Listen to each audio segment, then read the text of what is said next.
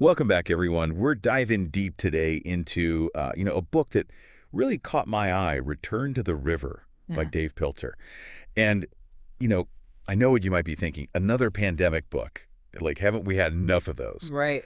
But trust me on this one. Yeah. This one goes way beyond just, coping with lockdowns and masks and all of that. It really gets into this idea of finding resilience and purpose in the middle of any of life crazy, ups and downs. And what makes it even more interesting, I think, is Peltzer's own story. Hmm. Did you know this guy actually survived like They, years of just horrific child abuse? it's incredible. Talk about, finding strength in the face of adversity. Yeah, it's true. His past definitely shapes his perspective, and he uses the pandemic that we all went through, that shared experience, kind of a jumping off point to explore these bigger, broader themes of resilience and self-awareness. Like he's not just focused on the negative, he's using that common ground that we all have to help us navigate life's challenges Hmm. with more intention. Yeah, I like that. That's a good way to put it.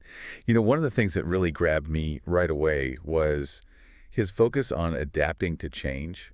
He basically says that fighting change, it's like, you're trying to swim upstream, Yeah. you just exhaust yourself. Exactly. He's saying that embracing change, even when it's scary, even when you don't want to do it, can actually open up these amazing opportunities. Right. He even quotes Darwin in the book, that it is not the strongest of the species that survives, nor the most intelligent that survives. It is the one that is most adaptable to change. Hmm. I think, especially after these past few years, that's something we can all relate to. Yeah, for sure. And the thing is, he doesn't just, talk the talk. He actually shares how he personally adapted during the pandemic. Like, Mm. uh, he made a conscious effort to deepen his relationships. Oh, He interesting. actually organized these virtual game nights with, friends across the country. I Mhm. don't know about you, but like during lockdown, even those little things, they felt huge. Oh, absolutely. It just shows how powerful these small actions can be, especially when we're talking about nurturing our connections. And that's something that, Peltzer emphasizes throughout the whole book. He calls relationships life rafts, Yeah. those things that help us weather any storm. That's such a great analogy. And it makes me think about another big theme in the book, this Mhm. idea of finding purpose in adversity. I mean, obviously, nobody enjoys going through tough times. Right. But Peltzer, he really argues that it's often in those moments that we discover our true strength and what really matters. It's like, we don't always get to choose the challenges we face, but we Yeah, do get to choose how we respond to them. he's definitely living proof of that. Hmm. I mean, reading about his childhood was heartbreaking, but it's also incredibly inspiring. He took all that pain, all that trauma, and turned it into, fuel for Wow. his resilience and his drive to help others. It's amazing what the human spirit can overcome. Yeah, he says somewhere in the book, I don't have the exact quote, but it's something like, "My past doesn't define me, but it definitely informs my purpose." Hmm. That's powerful. And you can feel that purpose on every page of Return to the River. He's basically saying that we can all find meaning, even in those darkest times. And those experiences, they can actually become like catalysts for incredible growth and self-discovery. That actually reminds me of a time when I was, never mind, I don't want to sidetrack us. Yeah. Let's talk about choice for a minute. Yeah. Because Peltzer, he puts a lot of emphasis on that. He basically says that even when we feel totally trapped by our circumstances, we always have the power to choose our attitude, our response, and ultimately the direction of our lives. Right. He even provides a framework for making those choices. He calls them the river principles, right? Yeah. Like choosing Yes. courage over fear, or long-term fulfillment over instant gratification. What stood out to you about those? The thing that really resonated with me was his emphasis on aligning our actions with our values. Mm. He writes, and I love this quote, "Every choice is a vote for the person you want to become." Wow. I mean, that's pretty powerful stuff, right? It's like Mm. every decision we make, Yeah. even something as simple as, what we eat Mm. or how we spend our free time, it's shaping our future It's selves. true. And that brings us to another one of his river principles, this idea of connection. He's a big believer in the power of community and relationships to help us navigate those challenges that life throws our way. And especially coming out of the pandemic, I think we can all appreciate how vital those connections really are. Oh, yeah, for sure. He actually shares this really touching story about how during the pandemic, he made a point of reaching out to people he hadn't spoken to in years Mm. just to check in, see how they were doing. It made me think about all the ways we found to connect during lockdown. Zoom calls, virtual game nights, Mm. even just texting more frequently. Mm. It just shows that even when we're physically distanced, we can still find ways to nurture those relationships, those relationships that give us strength and support. And it speaks to that basic human need Hmm. for belonging, which is so important for our well-being, right? Pelzer argues that fostering those strong connections, it's an active choice. It's not something that just happens passively. I completely agree. And it actually ties into another theme. He explores mindfulness and gratitude. You're right, there is a connection there. He talks about how that slower pace of life during the pandemic, for many people, it allowed for a new appreciation of the simpler things in life. And that led him to explore these ideas of mindfulness and gratitude as pathways to finding peace and contentment, even amidst all the chaos. It's like he's saying, even when the world feels like it's spinning out of control, we can still find that inner stillness Yeah. by focusing on what we're grateful for and just being present in the moment. Yeah. He even gives some practical tips for cultivating mindfulness, like spending time in nature, practicing meditation, or even just taking a few minutes each day to reflect on the good things. I like that. You know what? I think that leads us perfectly into his use of the river metaphor. Oh, absolutely. That's where it all comes together. Yeah, the river, as Pelzer describes it, it's more than just a pretty picture. It's this powerful metaphor for the flow of life, right? With all its twists and turns and, rapids and calm stretches. He uses it to illustrate the need for adaptability, for learning to navigate those currents while staying true to our course. It's a really beautiful metaphor. I mean, haven't we all felt like we're being swept along by the current sometimes? Just trying to keep our heads above water. Exactly. And Pelter reminds us that we're not powerless. Even in those moments, we always have a paddle, so to speak. And we can use it to steer ourselves, in the direction we want to go.